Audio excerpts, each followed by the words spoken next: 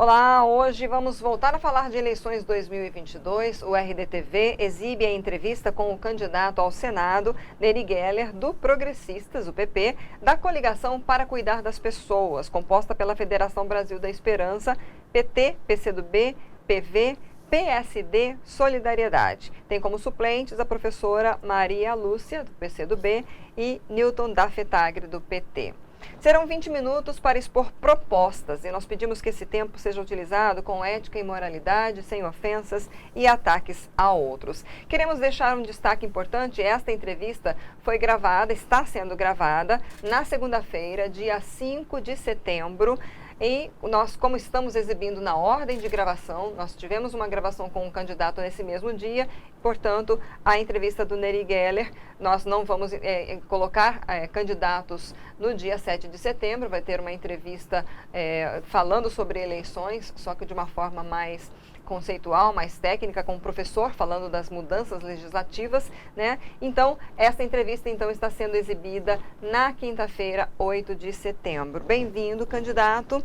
E a primeira pergunta eu já lanço aqui para o senhor, antes de iniciar a contagem do seu tempo: por que o eleitor, a eleitora de Mato Grosso, deve votar no 111 Neri Geller para o Senado, cuja candidatura está sub júdice, ou seja, com pendência judicial, né, depois de ter sido o seu cargo de deputado federal cassado? Queria que o senhor expusesse um pouco essa situação e o seu tempo começa a ser contado a partir de agora. Olá, Lídia. Olá a você que está me assistindo nesse momento e quem está nos ouvindo pelas redes sociais. É uma grande satisfação estar mais uma vez aqui no RD News conversando com a população. E por que eu sou candidato? Eu sou candidato porque tenho um histórico de serviço prestado ao Estado de Mato Grosso, ao país. Primeiro vindo do sul do país, num assentamento de reforma agrária, Lucas do Rio Verde, com 14 anos de idade. Trabalhei de frentista de posto, catador de raiz, passou muita dificuldade e passamos e ajudamos a transformar aquela cidade numa grande fronteira agrícola, numa grande potência agroindustrial que gera emprego, renda. Depois fui vereador no meu município e depois ajudei a fundar a ProSoja. Lideramos o movimento do Grito Ipiranga, que trouxe para o nosso estado toda a reestruturação do crédito agrícola, a aprovação de pautas importantes no Congresso Nacional. Como líder classista, nós ajudamos a própria questão da biotecnologia, renegociação de todo o endividamento, e Deus foi bom comigo. Fui candidato a deputado federal, consegui chegar a quase 40 mil votos e chegamos lá no Congresso Nacional, assumindo no primeiro ano da legislatura como deputado federal, continuando esse trabalho forte da representação classista e da representação do Estado de Mato Grosso. Não saí mais de lá. Depois, em 2013, fui indicado como secretário de Política Agrícola e fui ministro da Agricultura do meu país. E um mato-grossense, uma pessoa originária do assentamento de reforma agrária,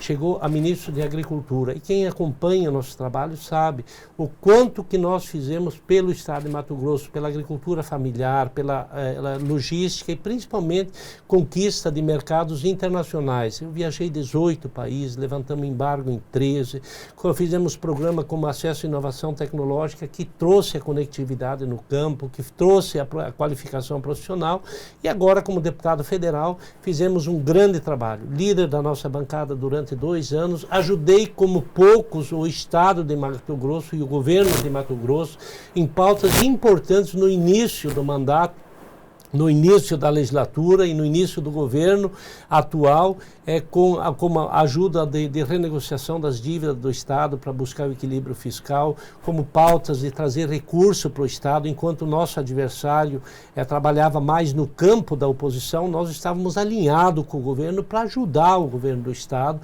a resolver os problemas crônicos. Trouxemos mais de 100 milhões de reais em recurso no primeiro ano para ajudar a botar em dia o repasse constitucional da saúde para os municípios. Ajudamos a trazer recursos recursos, 26 milhões de reais, líder da bancada, e nós da bancada trouxemos 26 milhões de reais para ajudar na segurança pública, botar em dia o pagamento das viaturas que estava estragado, gasolina que não se tinha para fazer a manutenção mínima da segurança pública.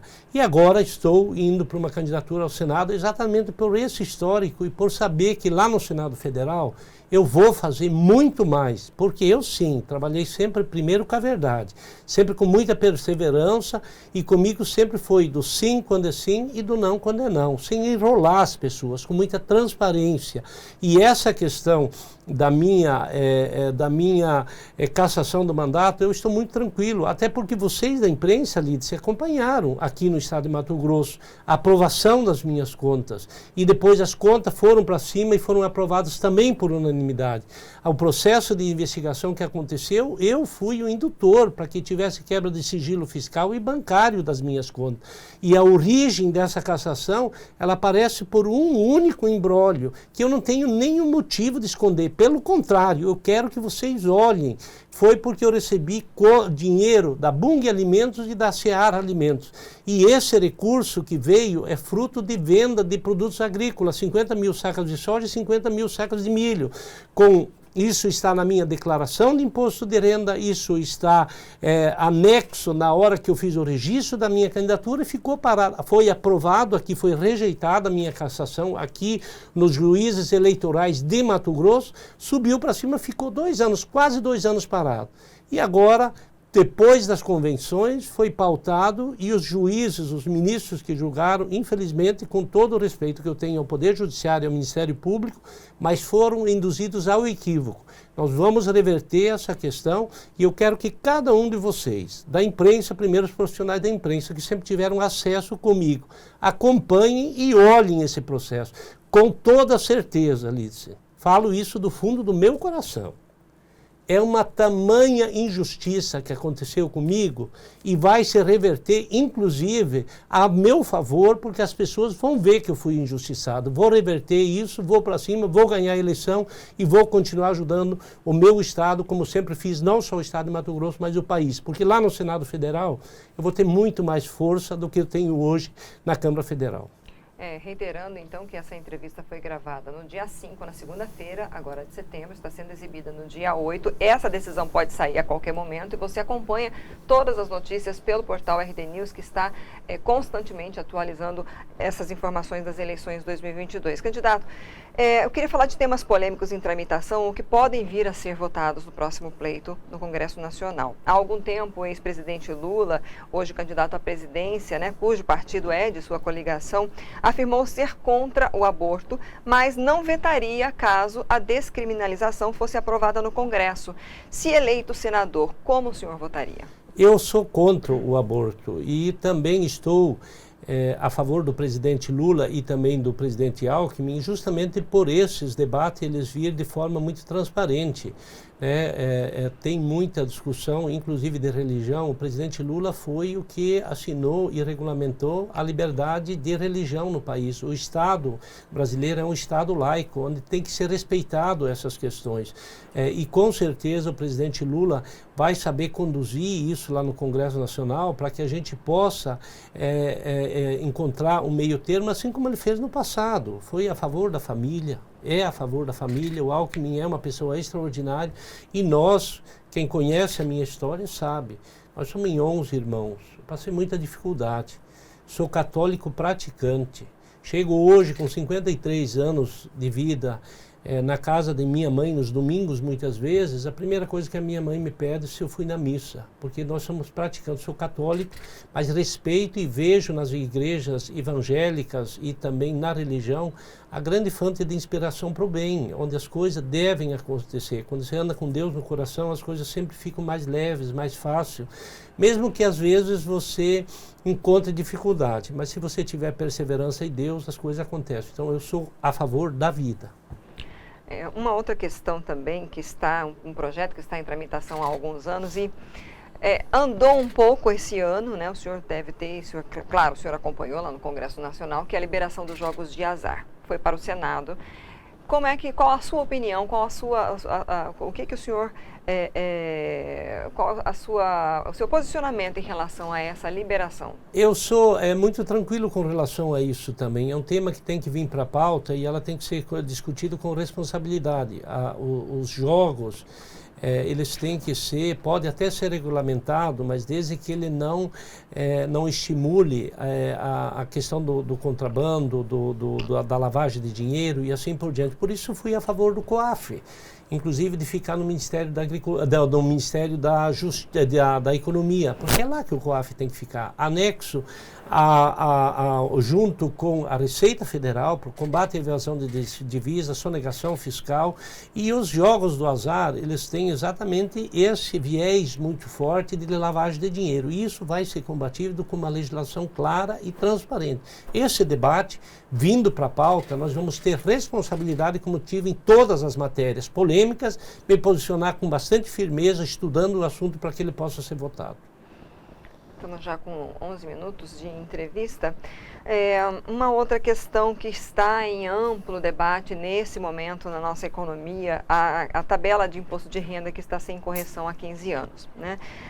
Foi encaminhado o orçamento para 2023 sem atualização dessa tabela. E aí as pessoas que hoje são isentas e que recebem um salário mínimo e meio, com o salário mínimo indo para perto de R$ 1.300, essas pessoas passarão a ter que fazer a sua restituição de imposto de renda. E um estudo que foi divulgado pelos auditores, né, da Receita Federal, Sindicato dos Auditores, apontou aí que os super ricos do Brasil acabam pagando menos imposto, nesse caso especificamente falando do imposto de renda, justamente por terem, em resumo, uma isenção de lucros e dividendos.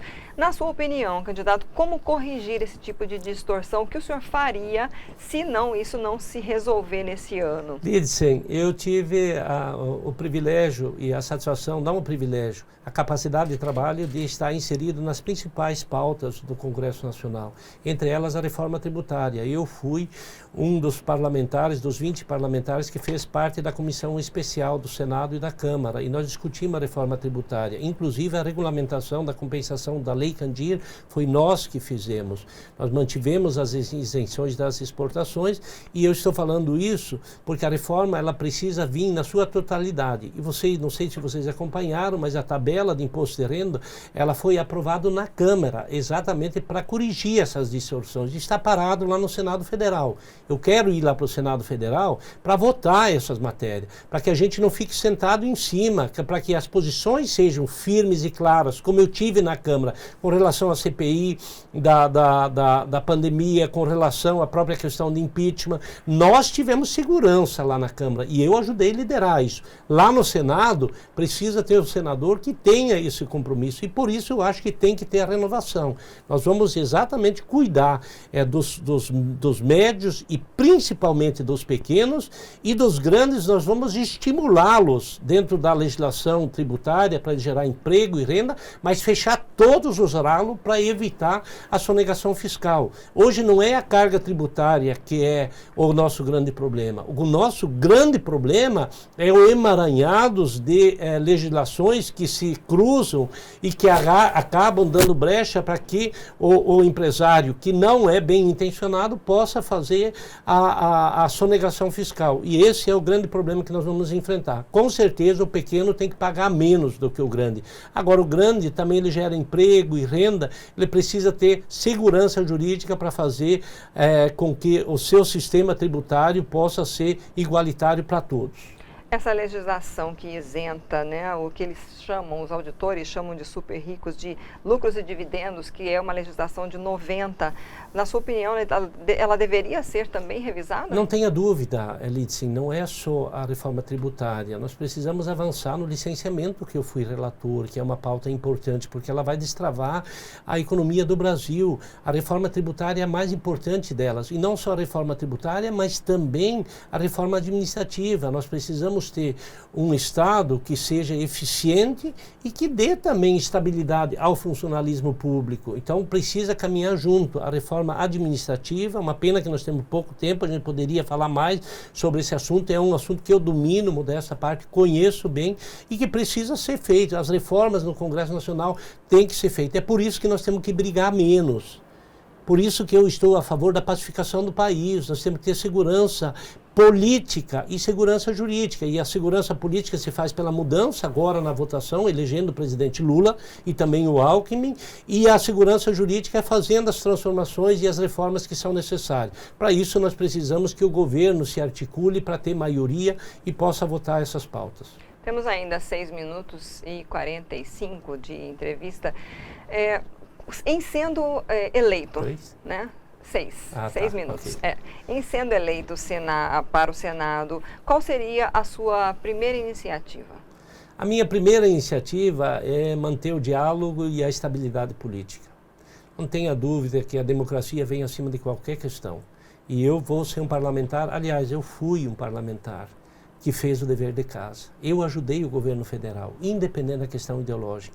Eu sempre me posicionei com muita firmeza e com muita transparência em todas as pautas. E a minha primeira ação vai ser coordenar, junto com a nossa bancada, e principalmente na Frente Parlamentar da Agropecuária, um diálogo com o Executivo e com os ministérios para que a gente possa pacificar e trabalhar sempre a convergência, dar resultado para as pessoas, dar resultado para a população. Obviamente, dentro desse contexto, nós vamos trabalhar forte para manter a industrialização do país, para investir em logística, para fazer os investimentos necessários para que a economia possa ser retomada, mas vamos ter um olhar clínico voltado para as pessoas que mais precisam. Nós precisamos resgatar, Lídice, projetos importantes como o projeto Minha Casa, Minha Vida. Eu falo isso de coração porque eu venho no assentamento de reforma agrária, morei embaixo de barraca de lona. Eu sei o que é difícil a pessoa não ter um lar decente, uma casa, um teto para morar. E para isso nós fizemos lá em Lucas 12 mil casas populares. Nós precisamos resgatar isso. Nós precisamos resgatar programas de qualificação profissional, seja do ponto de vista acadêmico ou ensino técnico. Nós fizemos isso, mas esse governo investiu muito pouco e nós vamos resgatar isso.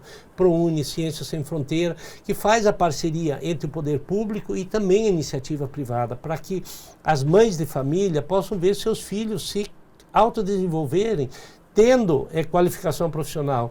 E os institutos federais e também as parcerias com a iniciativa privada precisam acontecer. Exemplo do que nós fizemos no algodão, por exemplo. Contencioso veio para cá, tem vastos campos de qualificação profissional, de CD instalado nos campos de produção com qualificação profissional. Porque assim, Lídice, hoje, uma pessoa, desde para entrar dentro de um trator e operar uma máquina, se ele não tiver um curso de computação, ele não consegue trabalhar, porque as máquinas são todas elas muito modernas. Então, isso precisa estar voltado para que a gente possa fazer essa qualificação profissional. O ser humano está em primeiro lugar. Além da questão da saúde pública, que é um outro caos, que eu trabalhei muito, fui um deputado que atuou forte para a gente construir e fazer os 4 hospitais regionais no interior, um em Juína, outro em Alta Floresta, outro em Confresa e outro em Tangará da Serra, para que as pessoas possam ter acesso à saúde pública através do SUS, e fui também responsável por colocar recursos nos 141 municípios. 141 municípios. E o nosso recurso foi 100% lá na ponta. Quem está me assistindo sabe do que eu estou falando. É recurso sem desvio. É não ter 20% para cá ou 20% para lá. É o recurso ir lá na ponta. E por isso que eu tenho o apoio de tantos e tantos prefeitos. Então são essas ações que nós vamos trabalhar. Sem Lídice, eu consegui fazer um bom trabalho no Senado Federal e fiz um grande trabalho como ministro da Agricultura, com toda a humildade, sempre ouvindo mais do que falando, para que a gente tenha percepção o que a sociedade precisa. Não tenho dúvida que nós vamos ser um grande senador e sempre trabalhar olhando no olho das pessoas com a verdade e com transparência. Temos 3 minutinhos antes de liberar para considerações finais. Qual o valor para o senhor seria o ideal para o Auxílio Brasil? Auxílio Brasil, ele precisa se manter na faixa dos R$600. Mas, assim, Lídice, com muita tranquilidade também. Falar do auxílio emergencial é importante a gente falar no período eleitoral, mas é muito mais importante falar depois da eleição. Nós precisamos gerar emprego, renda para as pessoas, nós precisamos pacificar o país, nós temos que tirar o ódio da frente e trazer o amor, o diálogo, a convergência. O Auxílio Brasil, ele é importante. Agora, ele é importante não no período eleitoral, ele é importante depois, durante os 4 anos. Nós vamos defender, sim, os programas sociais que são importantes, mas sem demagogia política. É realmente fazendo com que o recurso chegue lá de forma perene, que não seja isso um projeto politiqueiro, um projeto que venha só na época da eleição, que ele seja um programa que auxilie as pessoas. Mas tão importante quanto o auxílio emergencial é ter a qualificação das pessoas, é ter programas de habitação, é ter programas de qualificação profissional e é a geração de emprego e renda para que o pai de família e o jovem possa ter um emprego e um dinheiro digno, fruto do suor do seu trabalho. Bom, nós temos aí 1 minuto e 40, já quero deixar esse tempo à sua disposição, para suas considerações finais, seu pedido de voto. Quero mais uma vez agradecer ao RDTV pela oportunidade, me dirigir a você, cidadão mato-grossense, a você que está nos acompanhando nesse momento, que cada um de vocês acompanhe o trabalho, que investigue quem é o candidato, de que forma agiu, de que forma está agindo e principalmente se ele tem coragem de olhar olho no olho, de fazer o debate. Nós sabemos que vamos fazer uma campanha de alto nível, mas nós não vamos prevaricar, porque a vida pregressa de cada candidato é importante se coloque também. E eu não vou ter nenhuma dificuldade de discutir qualquer tema, seja ele do ponto de vista do que nós vamos fazer, o que nós já fizemos e principalmente com a transparência que a população exige, com a capacidade de dizer eu fiz as coisas certas, eu não prevariquei, eu não fiz rolo, eu não usei do meu mandato para pegar cargo para ganhar dinheiro, eu não tenho empresas que ganham dinheiro público para me beneficiar. Nós fizemos todo esse tempo as coisas com a maior transparência do mundo. Nós nunca tivemos nenhuma dificuldade de conversar com a imprensa, de ser questionado, de ser criticado, de ouvir as pessoas, mas principalmente de trabalhar muito para ajudar o Estado de Mato Grosso. E é por isso que eu peço com toda a humildade do mundo para cada um de vocês, acompanhem o debate das ideias, acompanhem a vida pregressa de cada candidato e eu conto com o voto de cada um de vocês. Para mim, como senador, Neri Geller, 111, para o presidente Lula e para o Alckmin, 13, nós estamos pedindo voto para o Lula, que é importante para a gente pacificar o país, para a nossa candidata ao governo, Márcia Pinheiro, que é a nossa candidata ao governo, para que a gente possa fazer um debate de alto nível, vencer as eleições e fazer um bom mandato. Por isso, peço mais uma vez o seu voto. Neri Geller, Senado Federal, 111. Ok, muito obrigada, candidato. Nós conversamos hoje com o candidato ao Senado, Neri Geller, do Progressistas, da Coligação para Cuidar das Pessoas. Essa entrevista fica no destaque do RDTV, do site RD News, a partir de agora, por 24 horas até amanhã, portanto, amanhã será substituída por outra entrevista ou outro candidato, mas também continua ali à disposição no nosso site e no nosso canal do YouTube, o RDTV News. Acompanhe a cobertura completa das eleições 2022, todas as notícias do dia a dia no nosso portal e até a próxima.